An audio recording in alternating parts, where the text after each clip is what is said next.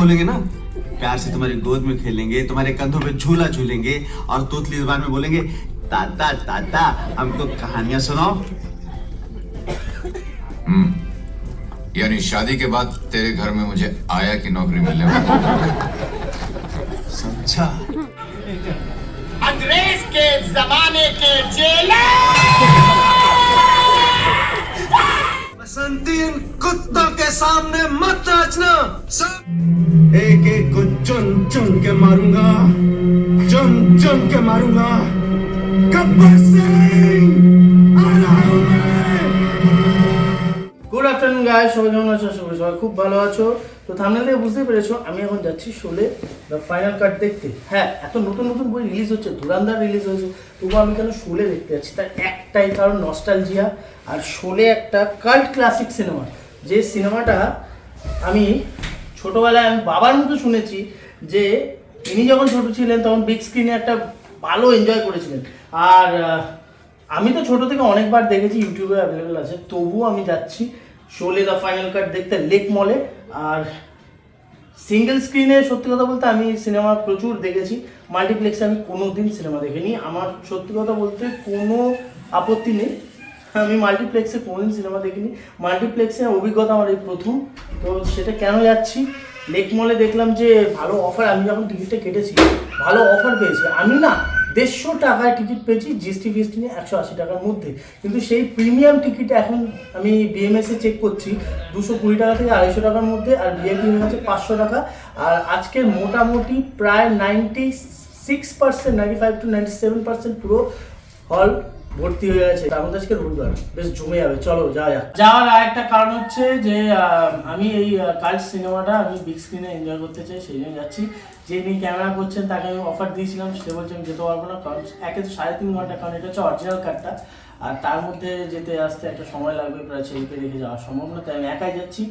আর আমি অনেক দিন সিনেমা দেখিও না হলে গিয়ে, বাড়িতে দেখি, বাট হলে গিয়ে দেখা হয় না। লাস্ট বছর সেই গাদার 2 দেখেছিলাম, আর মাঝখানে দেখিনি। তো চলো যাওয়া যাক। আর যতটুকু পারি আমি তোমাদেরকে শেয়ার করবো। আমি কথা দিতে পারছি না যে কতটা আমি স্ক্রিন তোমাদের সাথে শেয়ার করবো, বাট একটা রিয়াকশন তো নিশ্চয়ই শেয়ার করবো। চলো লেটস গো।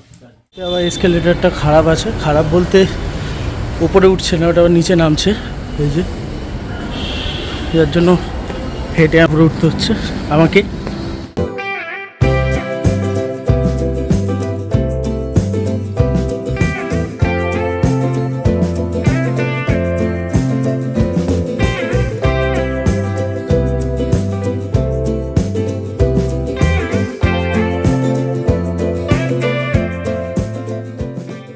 এখন 2:40, 2:55 শো, আর মিনিট 15 আছে। আমি এখন লেক মলের সামনে।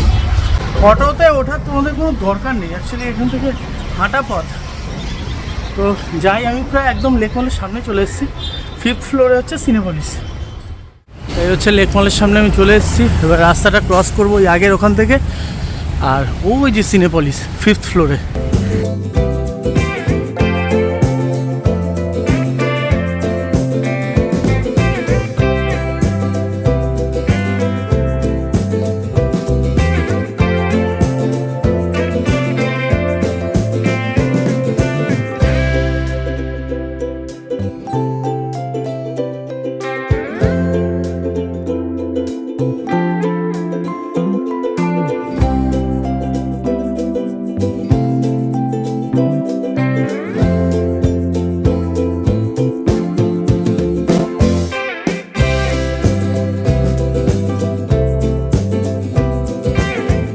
এখানে জুডিও, ম্যাক্স, স্মার্ট বাজার, লেন্স কার্ট সবই পেয়ে যাবে। এই যে সামনেই আমার জুডিও, যেটা আমার বইয়ের আসার খুবই ইচ্ছা, একদিন নিয়ে আসবো। আমি যাবো এখন 5th ফ্লোর। 3:15 বেজে গেছে, আর 10 মিনিট আছে আমার হাতে। সামনেই হচ্ছে বারবিকিউ নেশন, পাশে হচ্ছে সিসিডি। দেখো কি সুন্দর সাজিয়েছে এই জায়গাটা ক্রিসমাস উপলক্ষে। আজকে ভিড়টা দেখে নাও শোলে দেখার জন্য।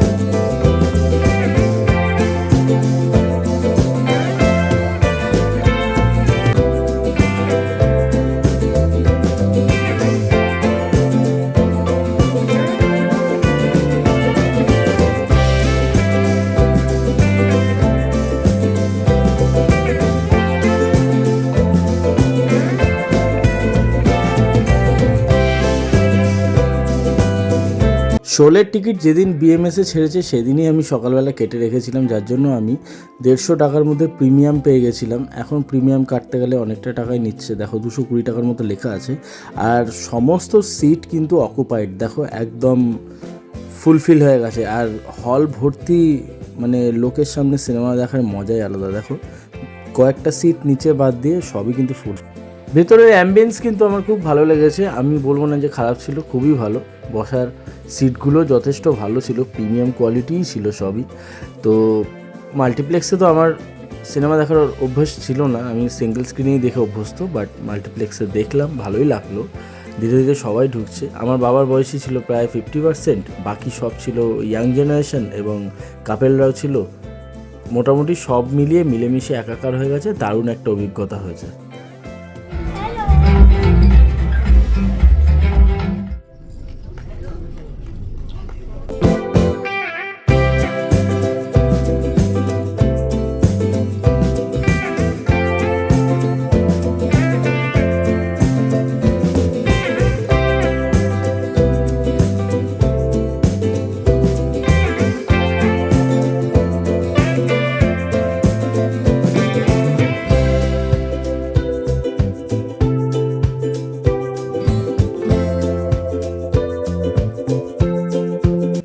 সিনেমা দেখতে কিন্তু দারুণ লাগছে।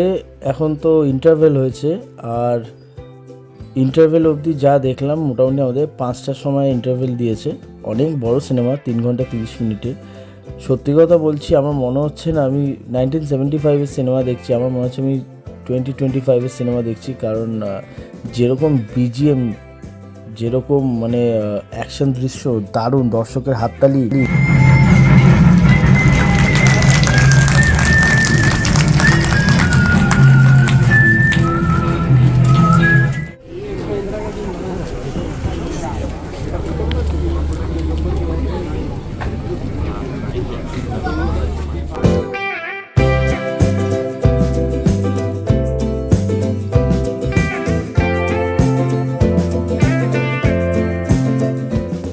এসে নামলাম, বাপি আর ছেলে আসছে, আমাকে দাঁড়াতে বললো, তাই একটু দাঁড়িয়ে আছি এখানে। তুমি ঘুরতে এসছো? তুমি বেরোতে এসছো? কার সাথে এসছো? দাদার সাথে? বাবা, এই দেখো বাসজনিতে চলে এসছে। কোথায় কোথায়? বানুনি। বাবা, বাসজনিতে এসছে, সেটাই বলছে। এখন বাপি বেরোলেই ও বেরোতে, মানে বাপির সাথে বেরোয়।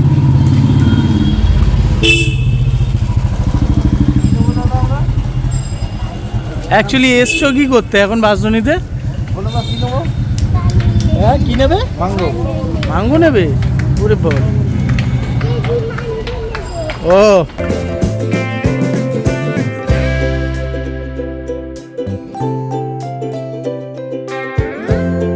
একটা ঘড়ি কিনবো ওই মা বাপির বেডরুমের জন্য। বাপি বলছে আগে ঘড়ি কিনবো, তারপর মাংস নেব। আমি এর বিন্দু বিসর্গও জানি না, আমাকে খালি ফোন করে বললো কোথায় আছিস। আমি বললাম বাসজনিতে নামবো, কুদঘাটে আছি। বললো বাসজনিতে এসে দাঁড়া, আমরা আসছি। এখন শুনছি ঘড়ি নেবে, আবার নাকি মাটন নেবে। তো চলো যাই।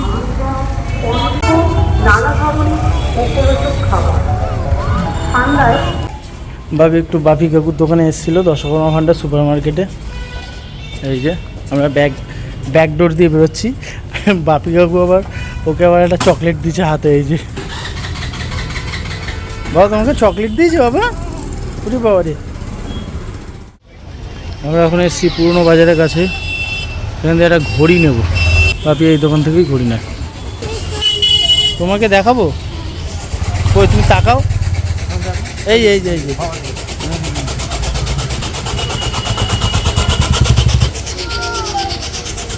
এই দোকান দিয়েই বাপি আগাগোড়া ঘড়ি কেনে, ঘড়ি সারায়, সবই করে এই দোকানটা দিয়ে। Oriental watch. বাসজনির যে মন্দিরটা দেখো, দুর্দান্ত করেছে।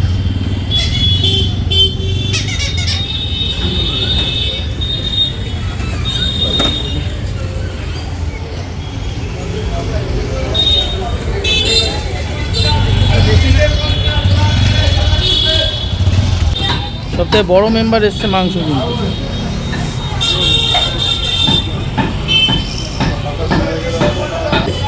নেই আমরা নেই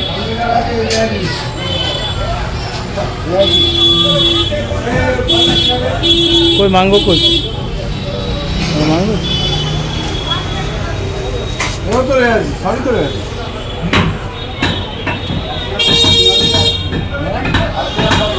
আজকে রেয়াজির সংখ্যাই বেশি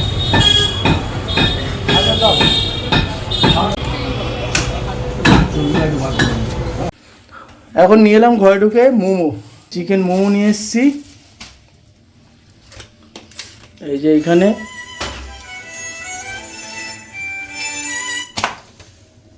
তিন প্লেট এনেছি চিকেন মোমো সবাই মিলে ভাগ করে খাবো এখানে রয়েছে স্যুপ চাটনি চাটনি একটা ফেটে গেছে প্যাকেটের ভেতর আর ছেলে খাচ্ছে চকলেট মোমো খাবি না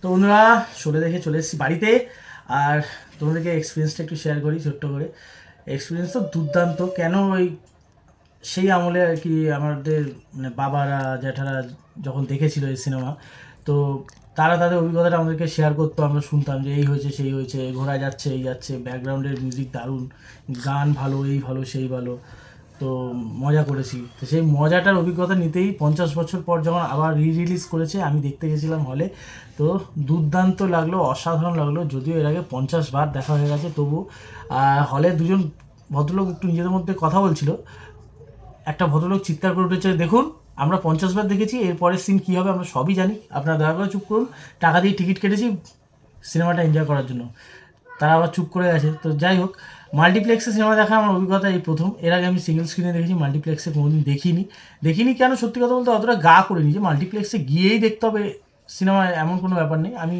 সিঙ্গেল স্ক্রিনই বরাবর পছন্দ করি তাই গেছিলাম তো মাল্টিপ্লেক্সের অভিজ্ঞতা একটু ছোট্ট করে বলি মাল্টিপ্লেক্সে যত হিট বই বা যত ভালো বই হোক না কেন সেই বইটা তোমরা এনজয় করতে পারবে কিন্তু সেটা হাততালির মাধ্যমে আর নর্মাল হাসি ঠাট্টার মাধ্যমে বাট সিঙ্গেল স্ক্রিনে যখন ফাটিয়ে সিটি দেওয়া হয় একটা হই হল্লা করে চিৎকার হয় মাল্টিপ্লেক্সে সেগুলো পাবে না যদিও কিন্তু শান্তিপূর্ণভাবে সিনেমা দেখতে পারবে মাল্টিপ্লেক্সে অবশ্যই মাল্টিপ্লেক্সের সিট ভালো মাল্টিপ্লেক্সের সুবিধা বেশি ভালো তা বলে সিঙ্গেল স্ক্রিন যেহেতু ছোটো করতে পারি না কারণ সিঙ্গেল স্ক্রিন আস্তে আস্তে সব উঠেই যাচ্ছে এখন চারিদিকে সব মাল্টিপ্লেক্সই চলছে তো মাল্টিপ্লেক্সের অভিজ্ঞতা ভালোই লাগলো বেশ খারাপ না নেক্সট টাইম সিঙ্গেল স্ক্রিনও দেখবো মাল্টিপ্লেক্সও দেখবো তবে ওকে নিয়ে যাবো মাল্টিপ্লেক্সে মাল্টিপ্লেক্সে ও দেখেনি ও একবার বোধহয় দেখেছিল হাফ ওদের ওখানে বোধহয় তাই তো কৃষ্ণনগরে তো পিভিআরে দেখেছিল ওই দাঙ্গাল দেখতে গেছিলো হাফ দেখে পালিয়ে এসেছিল কিন্তু আমি মাল্টিপ্লেক্সে কোনো দেখিনি আমি প্রথম দেখলাম অভিজ্ঞতার দুর্দান্ত সুপার আর সত্যি কথা বলতে শোলে দেখেছি মনে হচ্ছে না 1975-এর সিনেমা দেখেছি দেখে মনে হচ্ছে 2025-এর সিনেমা দেখছি যেমন গান তেমন বিজিএম তেমন আর কি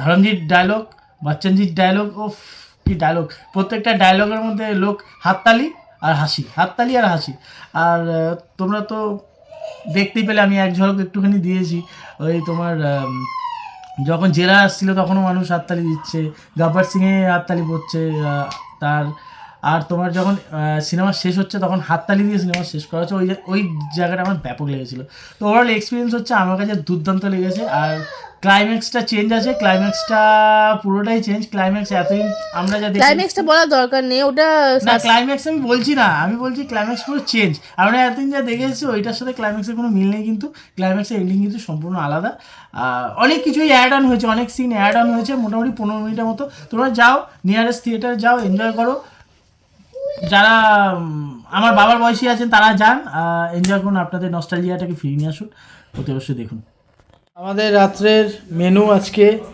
মাটনের পাতলা ঝোল আর গরম গরম ভাত মার পেটটা হঠাৎ ব্যথা করছে হয়তো সেটা গ্যাস থেকে হতে পারে পেট ব্যথা করছে কেন জানি না মা তো রাত্রেবেলায় বলছে খাবো না জোর জবরদস্তি করছি যাতে এইটুকু হলেও দুটো খায় আর ও তো রাতে খায় না ও এখন রাতটা স্কিপ করে খাবার ও সন্ধ্যাবেলা খায় রাতে খায় না ও এখন গেছে হাঁটতে এত রাত্রে এখন হাঁটতে গেছে মা এখন এসছে খাবার দিতে ও গেছে ছাদে হাঁটতে ভাতটা মাই বানিয়েছে যদিও আর এত ভাত তো খাওয়ার প্রশ্নই আসে না ভাতটা কমাও বিশাল গরম ও মা এই ভাত সব থেকে যাবে কালকে আমাদের হয়ে যাবে তারপর টেডিও খাবে চাপ নেই টেডির খাওয়া যদিও আজকে হয়ে গেছে আজকের মতো টেডির গল্প শেষ আমরা লাস্টে খেতে বসেছি পাপি একটা রুটি ছিল ওটা দিয়ে মাটনটা খাচ্ছে